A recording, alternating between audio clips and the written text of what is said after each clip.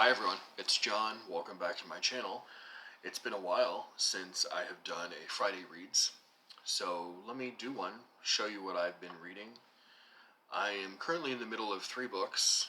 I've put 2 aside, momentarily at least, to focus on a big 3rd book that I'm reading with 2 other people. I'm going to talk about that 3rd book last. Let me show you the 2 books I've set aside for the time being. I've set it aside for so long, actually one of them is still for Q3 of Historathon, which covers 1500 to 1820, which would be a great time to read about Michelangelo. This is William E. Wallace's Michelangelo, God's Architect, the story of his final years and greatest masterpiece.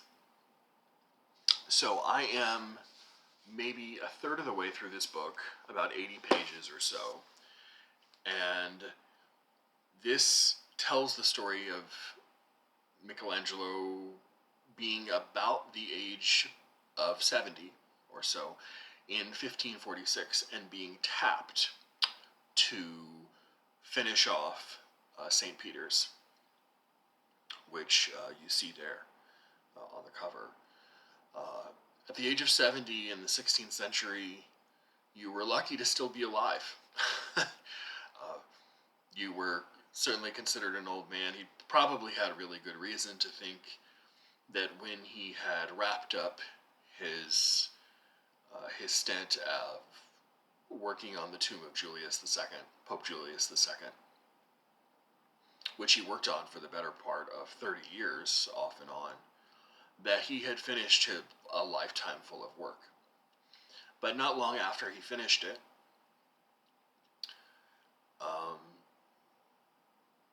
one of the subsequent popes asked him to take on the building of St. Peter's. It was a mess when he took it over. It had been mismanaged, and things were literally falling apart. And he takes it over, and he knows when he takes it over that he will not live to see it finished. But he works on it for 18 or 19 years until he finally dies in 1564 at the age of 88, 89 years old.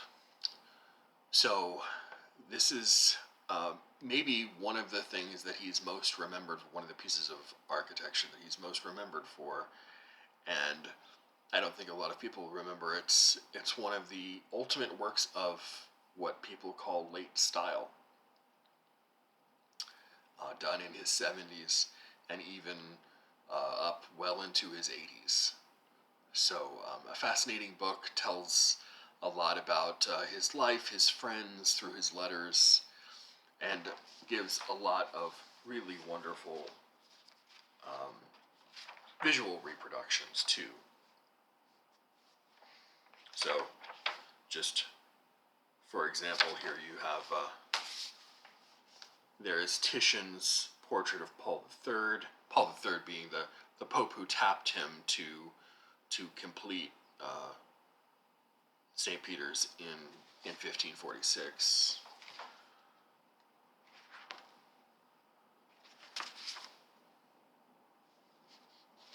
Some more full color visual representations. So really wonderful stuff.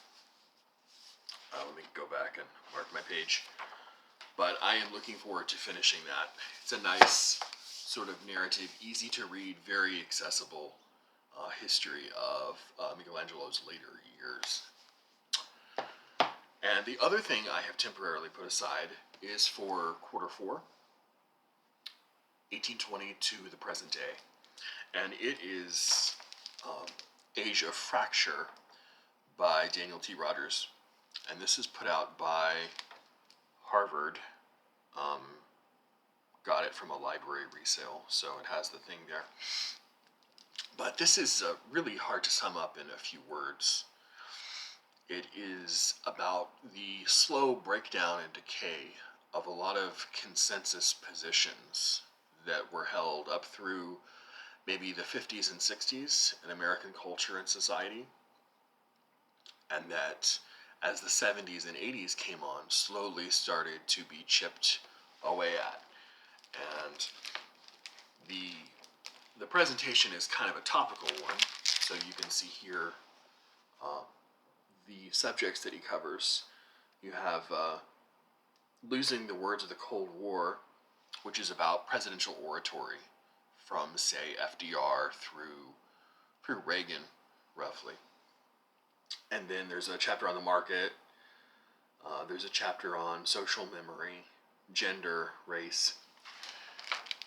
And it's basically, about the withering of a long-standing American set of consensus positions, like I said. Really interesting, also only about a third of the way through this. But these, like I said, are on hold for this, which I am slowly chipping away at. I'm reading this with two other wonderful people here on BookTube, Stephanie J. Cohen and Debs from Rainer Reads. Excuse me, that's my phone. This is post-war, and we have a little three-way Voxer thing going, and we've had some wonderful conversations. This is a history of Europe since 1945 by Tony Judt, and it is a beast. And the print, by the way, the print is like this, but it is maybe, I wrote a little sort of snippet, a one paragraph sort of set of impressions that I've gotten from maybe the first 250 or so pages. It's maybe probably the best one volume history of Europe after World War II you could ever hope to find. It is comprehensive, covers not only governmental history and aspects of diplomatic relations, but you also get cultural history. There's a chapter that's specifically devoted, at least one chapter so far, that's specifically devoted to ideas and intellectual history. There's stuff about entertainment, mass entertainment, economics. And I have to admit, those parts sort of make my eyes glaze over a little bit. I'm not terribly interested in economics, but it's a slow read because it is jam-packed full of details, but also fascinating information. It's, like I said, sort of tackles history from a whole bunch of different sides, different kinds of history, and is, I don't remember which of us suggested this. It may have been me. But I'm glad I have two people who are sticking through it with me, because a lot of people would just get 50 pages into this and bail. And to be honest with you, I can't really blame them. It's not exactly the easiest book to read, but it's very enjoyable. And it is an education unto itself. So, thank you, Debs, and thank you, Stephanie, for sticking on with me. I really appreciate it, and I'm learning so much from our conversations. So, in the coming days and weeks, stick out, and I will stick with me. I mean, I'm going to show you some books. They are right here from Hamilton Books, and I have on the floor next to me about 20 or 25 books that I picked up in October at the last big library book sale. So they will be coming soon, the next time I get up the energy and the interest to turn on my webcam. But until then, I will see you anon.